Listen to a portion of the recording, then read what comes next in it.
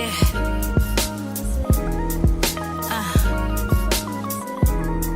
though my dad had hella money, never handed nothing to me, so my mom had to work overtime. Always trying to get my dad to show me that he loved me, but he had his own issues from when he was just a child. Plus he had his own. What's going on, you guys? Welcome back to the Let Me Speak podcast. I am your host, Deasia, and we are in episode 14 of the Let Me Speak podcast. Today's guest, we have mother, singer, black queen, activist, all that, Kay Cola. Kay Cola, go ahead and tell the listeners a little bit about yourself. Yeah, peace, guys. It's Kay Cola, and I am a CEO of Organic Grow Hair Co., Organic Glow Skin Co., and recently Organic Go Life Co., which is a wellness brand, hair care and skin care. And I just recently released my 5th album, Lucid Dreams, on iTunes. So I'm super excited about that. And I'm a mom, so as you can hear, I have my child in the background. So yeah, that's me. I'm born and raised in LA. I love music. I love my people. Perfect. Yeah, me too. All right. So I just want to get into, obviously, everything that's been going on. I wanted to ask you, what were your initial thoughts and reactions when you first saw the video, the incident that happened with George Floyd? Utterly disgusted, disturbed, sad, heartbroken, angry, disappointed. It's very hard to watch. And I think that, social media is so powerful because we get to see so much, but it can also be traumatic to witness. A lot of these things have been going on forever, but we're getting to witness more of them because of the access that we have. And so I don't think people realize how traumatic it really is to see this stuff like on the daily, you know what I mean? Because it just used to be like what the news showed you and you had the option to turn that on. And it's kind of like, most of us are kind of addicted to our phones and Instagram and stuff. So it's kind of hard to not see it now. Definitely. I know just like our phones are the first thing we like reach for in the morning sometimes, Absolutely. I wanted to ask though, what do you think needs to happen? What do you think how do we fix this, and what should we be doing? Well, because I know human nature, I don't think that there is a fix. I think that we need a reset. But I think that we can make life a little easier on ourselves by just doing really simple things.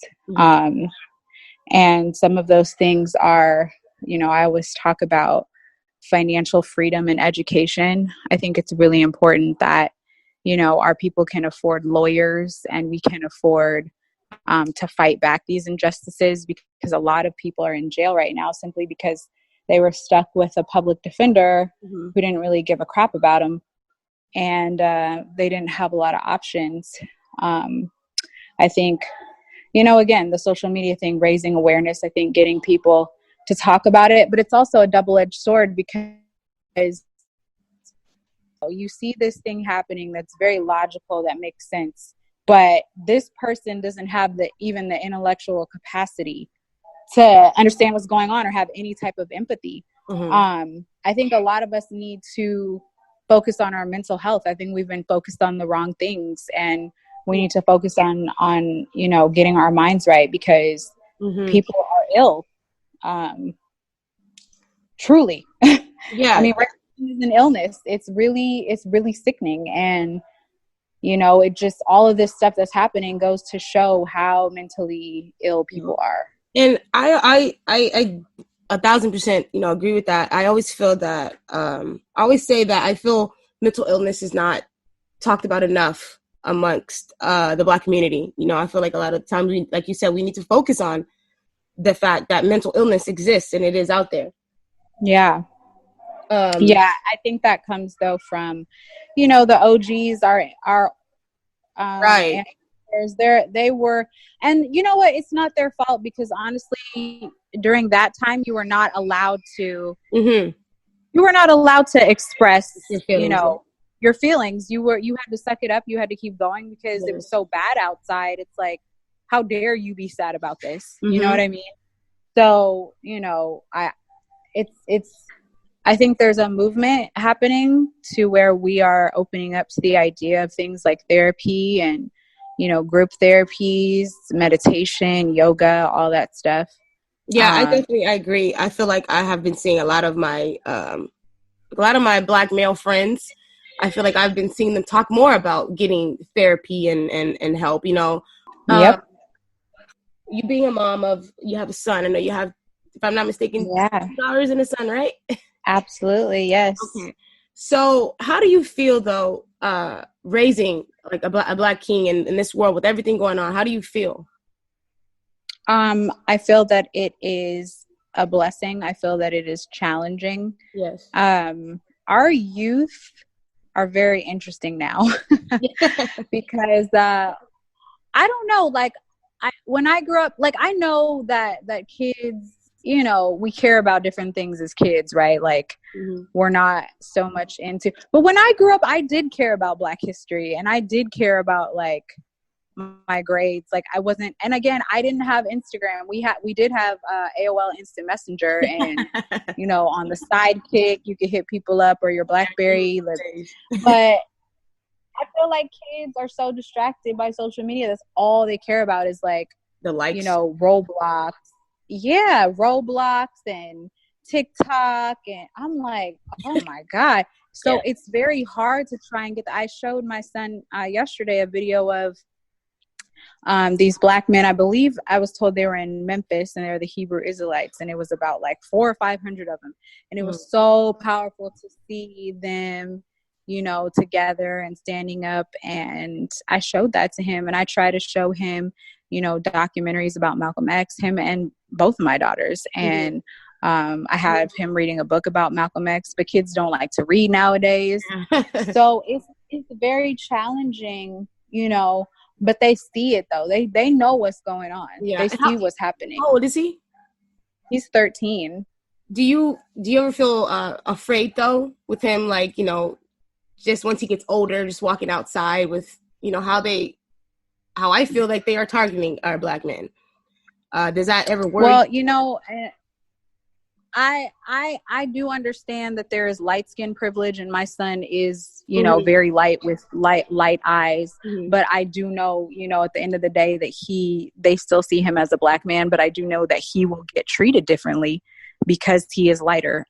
He has a terrible mouth though, and I do worry about that because he has no gauge for like authority. Like when you know, when you're around certain people, you got to turn it down a little bit, and he hasn't, you know, he hasn't figured that out yet. So I have him in boxing. I mean, I have a boxing trainer who just actually came to my house right now because I have him in boxing because I know how his mouth is, and he's so smart. I'm like, if you're gonna have that mouth, you got to learn how to fight because somebody's gonna knock you out, like the way you talk.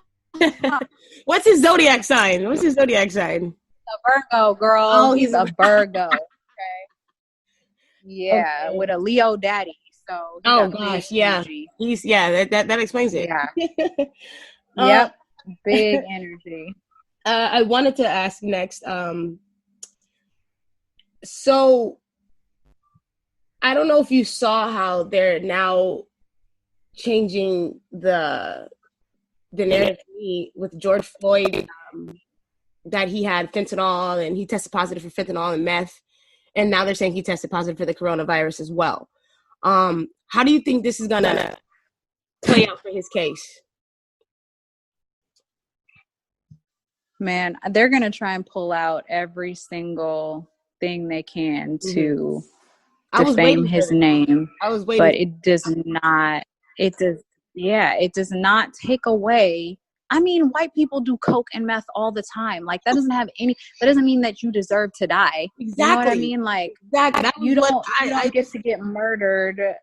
So that makes it okay. He didn't die from the coronavirus. Like them bringing that up, like that is so stupid. He didn't die from the coronavirus. He died because, first of all, there's another video of them beating him up before he was even on the floor. So No, you guys beat him up for no reason, and then you place him on the floor with a knee in his neck, and then after he's unconscious, you don't remove the knee, you don't try to offer any type of, so kind of help. Yeah. But Keith Ellison, now that he's on the case, I feel a lot more confident than I did originally with the other attorney. It cracks me up because every time, like, similar incidents to this happen, the ones that have happened in the past, they always try to portray us as, we were doing drugs and this and that and the third to try to justify. But I feel like, if the shoe was on the other foot and they were of Caucasian, and it always turns out to, he was mentally ill, and they always try to give them more of the benefit of the doubt of why. They give them a pass. Yeah, exactly. They give them a pass. And it's a shame. I mean, they always, he was a good boy. He was just troubled, but he always did well in school. They always try to make excuses. Mm-hmm. All the time. So with that being said, with the whole, again, George Floyd, everything that's been going on, how do you think that this changes, though, the dynamic for the African American community?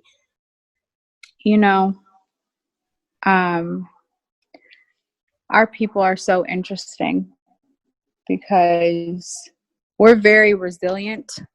I think this time, though, it did something a little different to us. There are still always people who just don't, as some of these young guys, they just genuinely don't give a fuck. And I just wish that things like this would make us want to be better and it does. For the majority, I would say it makes us want to be better. But then there are still these people who just don't get it. Yeah. And still want to live their crazy lifestyles. That to me is so toxic. But every group has that. Like, people always try to talk about black on black crime, and there's white on white crime. People who live next to each other harm each other. That's how it is. And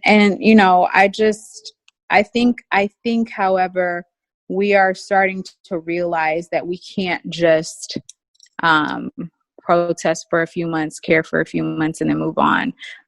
I think that we are realizing that this is a long-term battle and we really want solutions. Yes. So we need to go as hard as we are now after everything is, calmed down. We still need to absolutely help, get this change. So I've been seeing a lot of celebrities, in the entertainment field speak on what's happening, but I feel like there's not enough of them using their platform to speak on what's happening and to help bring justice to what's going on. So what is your take on that within the celebrities? Like I said, our celebrities, our black celebrity, brothers and sisters. What is your take on them speaking out and helping us and helping us get justice and getting some change going? I think that it's a waste of time for us to try and get people to do things that we don't expect them to do. I think that, if you're used to what Kaepernick's going to do, what J. Cole's going to do, what Kendrick's going to do. You can't expect some of these other people who, what they've done from day one. You can't expect them to all of a sudden, because then sometimes people do have a change of heart and they're like, okay, this opened up my eyes. But then sometimes people just do it to hop on a train. And no, that's not productive. That's not cool. Like, people can see through that. So I just think everyone needs to be genuine and come from a genuine place. And if people are not, if they're not moved by their spirit to speak out, then good. Like, at least we know, okay, at least I know where you at with it. I was asking because I think it was J.R. Smith, I believe, who posted the video, and I agreed with him. He was saying how, like, he hasn't heard. At the time when when he posted the video, he was saying how he hadn't heard